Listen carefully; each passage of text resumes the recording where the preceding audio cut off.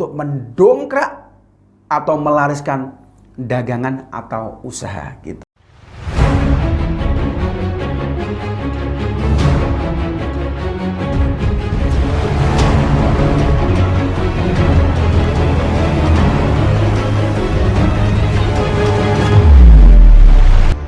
Kerja keras tidak menjamin Anda hidup kaya raya.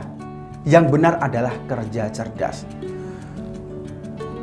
Kalau kerja keras menjamin orang itu kaya raya, maaf saya tidak merendahkan, ini disclaimer ya, tidak merendahkan orang-orang yang sudah bekerja keras seperti halnya kuli bangunan, tukang batu, intinya kerja yang menggunakan otot.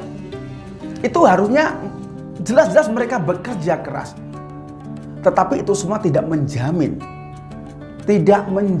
kita bisa kaya raya. Yang paling bagus adalah kita harus kerja cerdas.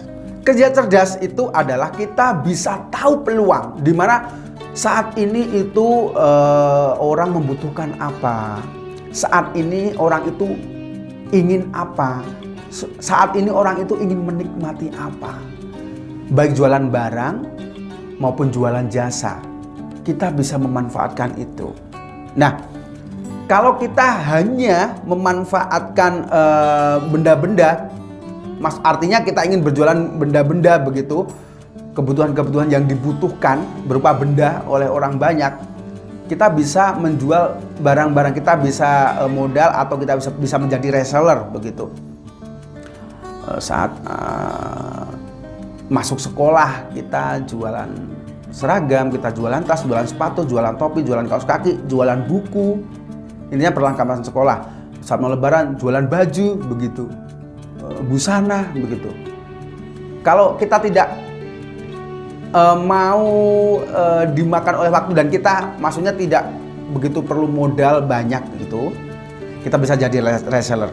Dan kalau kita tidak mau berhenti sampai di situ dan itu berjalan seterusnya, kita bisa jualan jasa pariwisata, jasa traveling, jasa pijat juga bisa loh ya. Kemudian Anda juga bisa jasa laundry, ini banyak sekali. Pasti setiap saat orang itu pakaiannya kotor, sepatunya kotor, ya, helmnya kotor, ada laundry helm, laundry sepatu, cuci sepatu, poles sepatu, ada banyak sekali.